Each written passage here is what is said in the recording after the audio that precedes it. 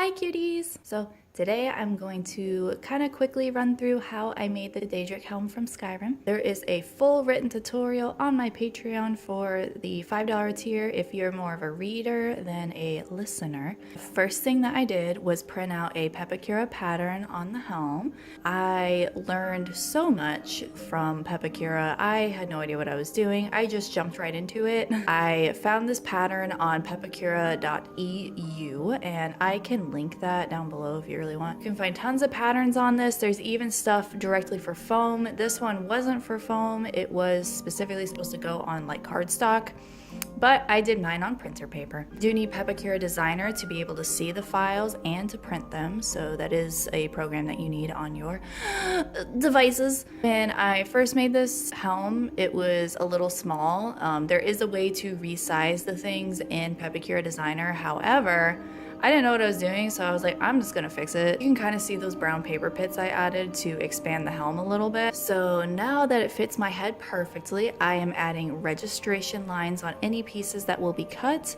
and registration lines are so extremely important. This ensures that you place the pieces back together perfectly as when you cut them out. Ooh, yeah. So you just need to remember to transfer the registration lines from the pattern to the foam, or else they're like useless. I'm also marking out where the pieces will lay flat. You don't want bunches and stuff in your paper because it won't lay flat on the foam. You can never overmark your pieces. As you can see here, I wrote little tiny notes to myself. That way I knew for sure that I was putting the pieces back together exactly how they should be. So for example, for the bigger horn, I wrote B, which stands for big, L stands for left, because it's the bigger left horn, and 1. I numbered them 1 through 5 per each horn because that's how many pieces I had to cut out to get the pattern to lay flat. I then carefully cut out all the pieces. So I believe I used 4mm foam for this. I used pins to hold the pattern in place, and I marked around it with a silver Sharpie, making sure to include all the registration marks. I didn't do any beveled edges when I cut out the pieces for this, but I do beveled edges later on when I get into the bracers.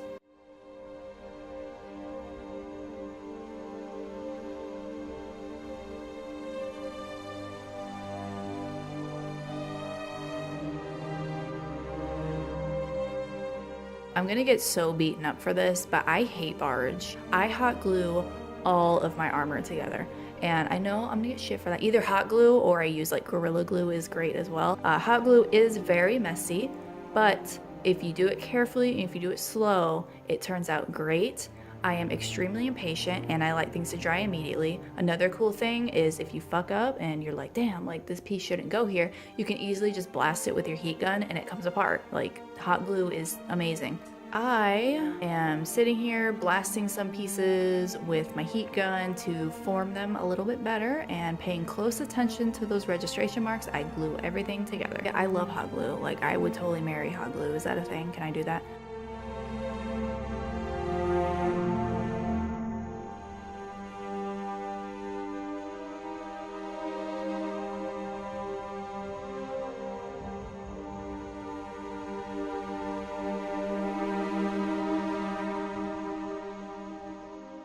Once I have everything glued together, I sand all of the edges and I smooth everything out.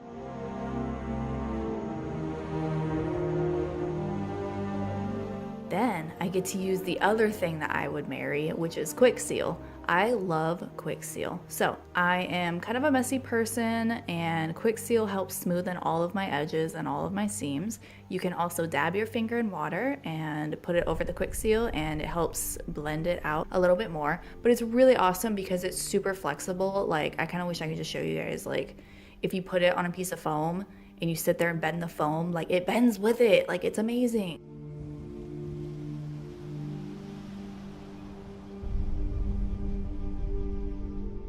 Once quick seal is on and hiding all of my ugly little seams, I use some of my patterning paper to trace the top of the helm and design the kind of steel looking piece that sits on top of the nose area and the cheeks.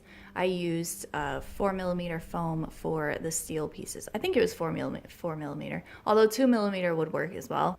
That piece is either steel or technically it should be ebony because the helm is made of ebony. So like, I don't know. I then cut out all the pieces that I just made a pattern of, and I hot glue them in place exactly in the spot where I marked because I traced around the pattern onto the helm. That way I knew exactly where it was supposed to go. So now I'm sanding the edges of the steel / ebony pieces to blend into the helm just a little bit more, just to kind of keep it from looking like there's just a jagged edge. I wanted a more like rounded edge. I am sanding some of the areas that I marked to give a little bit more depth and detail. And now with my soldering iron, I am melting in the areas that I would like to put the rivets, which are actually googly eyes. And yes, it makes noise. If I pick up my helm and I shake it, it goes. That's the noise googly eyes make, apparently. Remember that melting foam is so extremely toxic. It's so bad. It does not smell good, and it is like immediate cancer. So I have a respirator on, as you can see here. I have 2 big windows open, like literally one wall of my craft room is just windows, and I have 2 big fans blowing the fumes out. Once the googly eyes are on, which the googly eyes were attached with nothing other than hot glue, I start on detailing. I use my soldering iron and I burn some texture into everything but those steel / ebony looking pieces, and I sanded it a little bit with some fine sandpaper to knock off some of the tall pieces that were created when burning, because especially if you're burning the quick seal, it kind of melts it in a way that it like shrivels up and makes a little ball. It was way too cold to bring my camera outside, but I went onto the deck and I sprayed my helm with some Plasti Dip, which Plasti Dip would be like the 3rd thing I would marry in my life. Like, Plasti Dip is amazing. Then I brought it inside to dry because you don't want that to dry outside in the cold. Yeah, so I did 3 layers of Plasti Dip.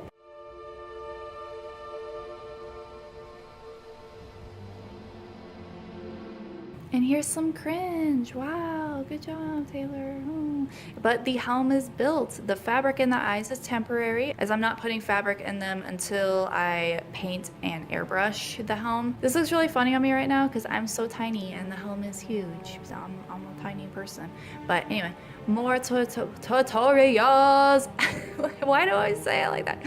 More tutorials are coming soon for the bracers. And I actually just completed the pauldrons and I am working on the gloves now.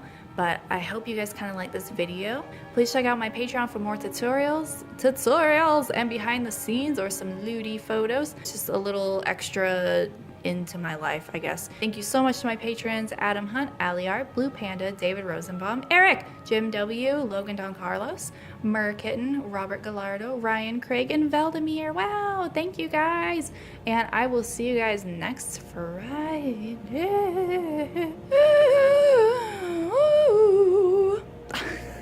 I need to stop. It's time to stop. Okay, bye.